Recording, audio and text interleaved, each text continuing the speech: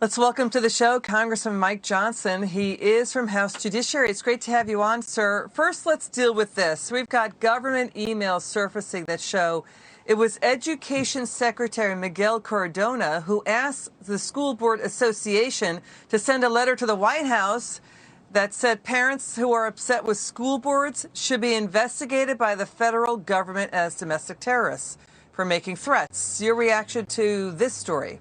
Well, it's an explosive revelation. Of course, we sensed that that was the case early on. We said from the very beginning, the Republicans on the House Judiciary, even when we were questioning the Attorney General, Merrick Garland, it looked to us like it was the Biden administration itself that requested the letter from the Biden administration, requested the Attorney General to issue that edict and sick the full weight of the federal government and the Department of Justice on parents who are merely concerned about school curriculum, et cetera. It's an outrageous revelation. It's just one in a long string of outrageous revelations about this administration, and I think people are right to express their outrage.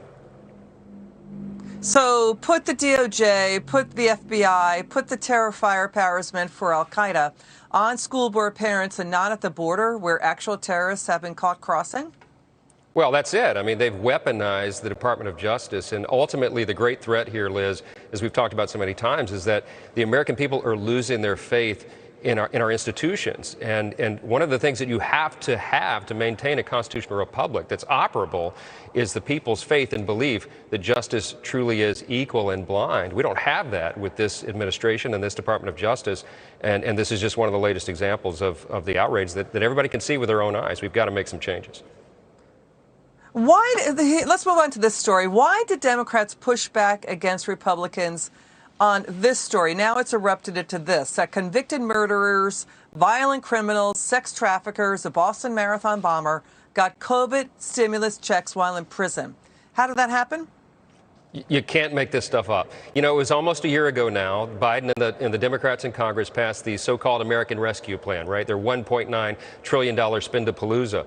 All it accomplished is to keep schools closed and to bail out blue states and to incentivize people to stay home from work. But now we're also learning, of course, that even violent criminals in prison got stimulus checks. I mean, this is government waste on steroids.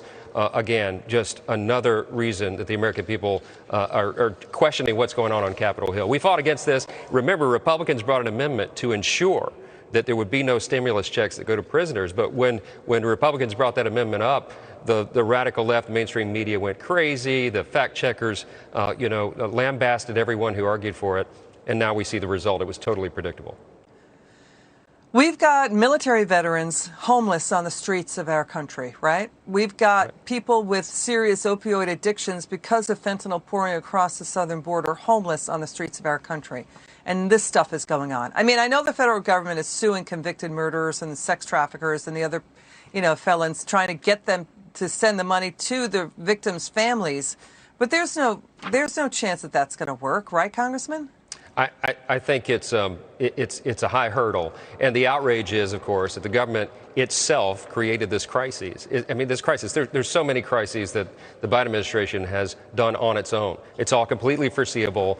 It should never have happened, but they continue to double down on these policies. And I'm telling you, what these policies are doing, of course, is making the problems worse. You know, when they take these actions like telling criminals that they're not going to prosecute theft, brazen theft, what does that encourage? Of course, more theft, more crime. I mean, we had 12 cities in America in 2021 that set all-time murder records. I mean, this is the kind of thing that you get when you put people in charge who don't believe in the rule of law, who don't believe in accountability, who don't believe in government efficiency. Elections have consequences, and I think all the American people can see that for themselves. So if Republicans take back control of Congress, we're hearing that they may just basically put, a block on federal grant money going to cities that are soft on crime. We've got 38 states, too, have weakened shoplifting crimes, busting them down to misdemeanors, along with California, saying that if you, shoplift up to under $1,000, you'll be hit with a misdemeanor, not a felony. So this is a gateway to more violent street crimes like muggings and robberies. That's what police have been saying. So what do you do in that scenario? Well, first, you got to acknowledge the problem, as you said. I mean, they're enabling criminals and they're harming law enforcement. You have a record number of retirements in many of these cities. Now you have, on top of that, add insult to injury, you have vaccine mandates in states like, Illinois and California and New York that are forcing law enforcement officers out of their employment. I mean, this is the worst possible scenario with all of their anti-police rhetoric, the defund the police movement, all of that. It has real world consequences. I think people are recognizing that. You see pushback in cities, like in Manhattan, the DA announces he's not going to prosecute crimes anymore. Well, the business community, concerned citizens are rising up. They're talking about a recall effort already on that new so-called progressive DA. I'm telling you, these progressive prosecution policies are endangering our country, and there's got to be a stop to it. Congress may need to take some action. Congressman Mike Johnson, it's great to see you. Come back soon. Thank you. Good to see you.